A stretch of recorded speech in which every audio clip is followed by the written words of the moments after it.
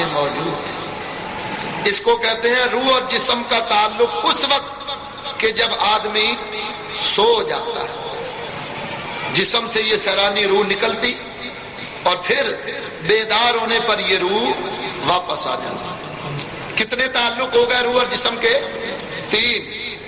چوتھا تعلق قبر کا تعلق۔ یاد رکھو بندہ مومن کو جب قبر میں رکھا جاتا تو قبر کے اندر بھی روح اور جسم کا تعلق قائم ہوتا ہے۔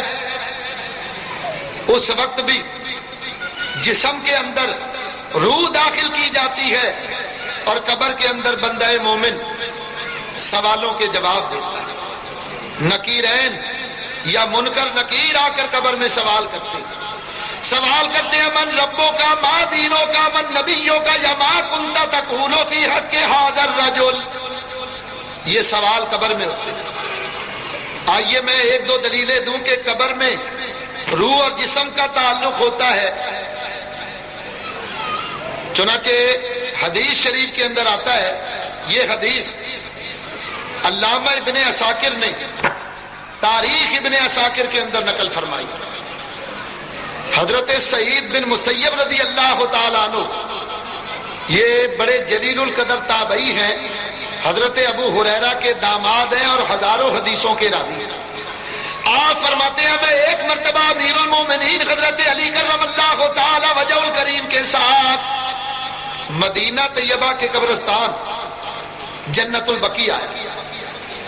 قبرستان میں کھڑے ہو کر حضرت علی المرتضیٰ نے اہل قبور کو سلام کیا، السلام علیکم یا اہل القبور۔ ایک قبر سے آواز آئی وعلیکم السلام یا امیر المومنین۔ معلوم ہوا قبر والے پہچانتے ہیں کہ قبر پر آنے والا کوئی معمولی انسان نہیں، مسلمانوں کا امیر آیا۔ آپ نے فرمایا قبر والوں تمہارا کیا حال ہے؟ تم اپنے بعد اس دنیا کی خبریں سننا چاہتے ہو یا اپنے ہاں کی تم ہمیں خبریں سناؤ گے؟ قبر سے آواز آئی یا امیر المومنین، ہمارے بعد اس دنیا میں جو کچھ ہوا پہلے آپ ہمیں وہ خبریں سنائی۔ آپ نے فرمایا تمہارے بعد اس دنیا کی یہ حالت ہے، تمہاری بیوی بیوہ ہو گئی، تمہارے بچے یتیم ہو گئے، تمہاری جائیدادوں پر غیروں نے قبضہ کر لیا۔ یہ تمہارے بعد اس دنیا کے حوادثات ہیں جو تمہارے بعد دنیا میں ظاہر ہوئے، اور اب تم اپنے ہاں کی خبریں سناؤ۔ قبر سے آواز آئی یا امیر المومنین، ہماری آنکھیں ہمارے رخسار پر بہہ گئی، ہماری ناک سے کان سے پیپ جاری ہو گیا، ہمارا جوڑ جوڑ الگ ہو گیا، ہمارے جسم سے ہماری کھال کو اتار لیا گیا، ہم نے جو نیک کام کر لیے ان کی جزا ہمیں قبر میں مل گئی، اور جو نیک کام نہیں کر سکے پچھتا رہ کے کاش دنیا میں وہ بھی نیک کام کر لیتے۔ اس سے اندازہ لگائیے کہ روح اور جسم کا تعلق اس وقت بھی ہوتا ہے کہ جب انسان قبر میں ہوتا ہے۔ ایک دلیل، دوسری دلیل، کتاب کا نام ہے البدایہ والنہایہ۔ علامہ ابن کثیر نے لکھا کہ حضرت سیدنا فاروق اعظم رضی اللہ تعالیٰ عنہ کا زمانہ تھا۔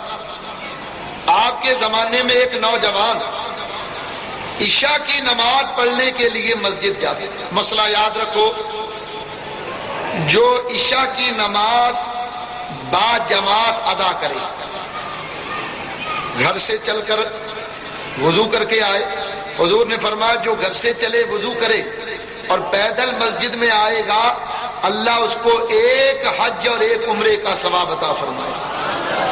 جو پیدل گھر سے وضو کر کے آئے اور پیدل آ کر مسجد میں جماعت سے نماز ہے۔ نبی پاک علیہ السلام فرماتے ہیں کہ جو عشاء کی نماز جماعت سے آ کر مسجد میں ادا کرے گا، سرکار دو عالم علیہ السلام فرماتے ہیں اللہ تعالیٰ اس کو شب قدر کے اندر جاگ کر عبادت کرنے کا ثواب عطا فرمائے گا۔ جس نے جماعت سے عشاء کی نماز پڑھی وہ ایسا ہے جیسے اس نے شب قدر کے اندر جاگ کر ساری رات اللہ کی عبادت کی۔ تو وہ نوجوان عشاء کی نماز پڑھنے کے لیے گھر سے نکلتا تو راستے میں ایک عورت اس کو ورغلاتی، یہ بچا کر چلا جاتا، ایک دن نماز پڑھ کر آیا، اس عورت نے ورغلایا، شیطان نے غلبہ کیا تو اس کے ورغلانے پر یہ اس عورت کے گھر میں داخل ہوا۔ گھر میں داخل ہوا، برائی کا ارادہ کرنا چاہا، قرآن کریم کی ایک آیت یاد آئی، اللہ فرماتا وَلِمَنْ خَافَ مَقَامَ رَبِّهِ جَنَّتَانِ، قرآن کی یہ آیت یاد آئی، چیخ ماری اور بے ہوش ہو۔ اب وہ عورت یہ سمجھی کہ شاید یہ مر گیا، وہ ڈر گئی، اپنے دوستوں کے ساتھ مل کر اس کو اٹھایا اور اس کے مکان کے دروازے پر ڈال کر چلے۔ جب رات ذرا بڑی، باپ تلاش کرنے کے لیے نکلا کہ بیٹا نماز پڑھنے گیا تھا، اتنی دیر ہو گئی ابھی تک نہیں پہنچا۔ تلاش کرنے کے لیے جو باہر آئے تو جو منظر دیکھا وہ یہ کہ بیٹا دروازے پر پڑا ہوا۔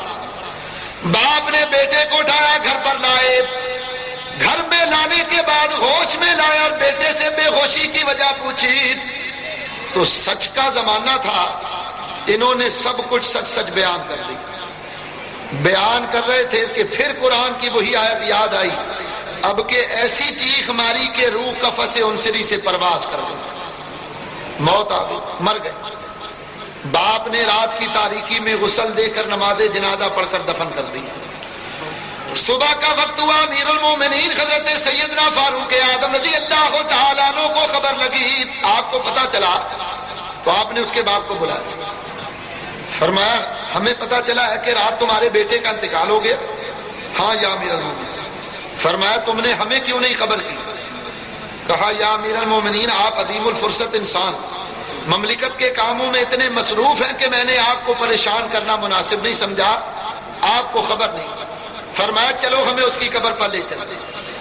حضرت فاروق اعظم اس نوجوان کی قبر پر آئے اور قبر پر آ کر آپ نے فرمایا جواں تعلق، جب قیامت کے روز ہم قبر سے نکلیں گے تو اس وقت بھی روح اور جسم کا تعلق قائم کیا جائے گا۔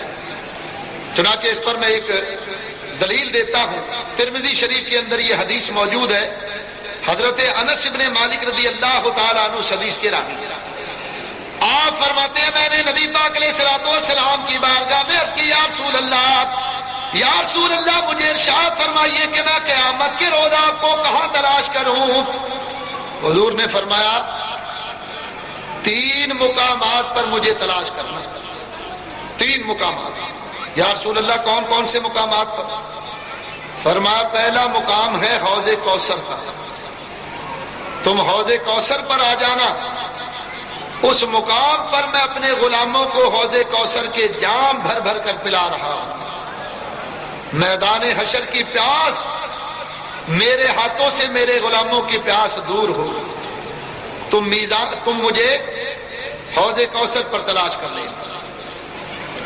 یا رسول اللہ اگر آپ وہاں نہ ملے، نبی پاک علیہ الصلوۃ والسلام نے فرمایا کہ اگر میں اس مقام پر نہ ملوں تو پھر تم پل صراط کے پاس آ جانا۔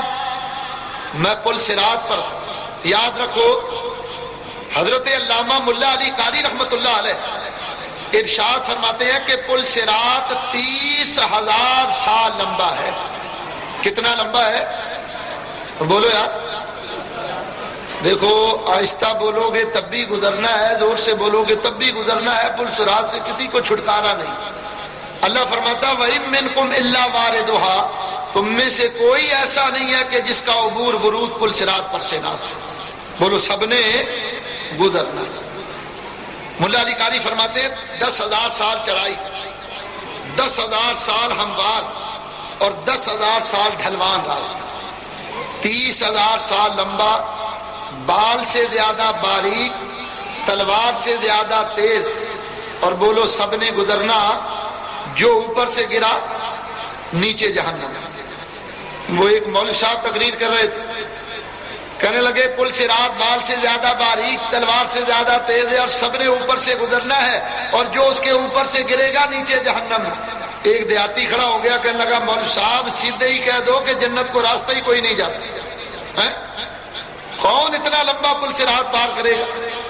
لیکن یاد رکھیے پل صراط تو اتنا لمبا ہے لیکن دعا مانگنے والے بھی محمد مصطفیٰ صلی اللہ علیہ وسلم۔ اعلیٰ حضرت امام اہل سنت ارشاد فرماتے ہیں رضا پل سے اب وجد کرتے گزریے، رضا پل سے اب وجد کرتے گزریے، کہ ہے رب سلم صدائے محمد۔ اللہ اکبر۔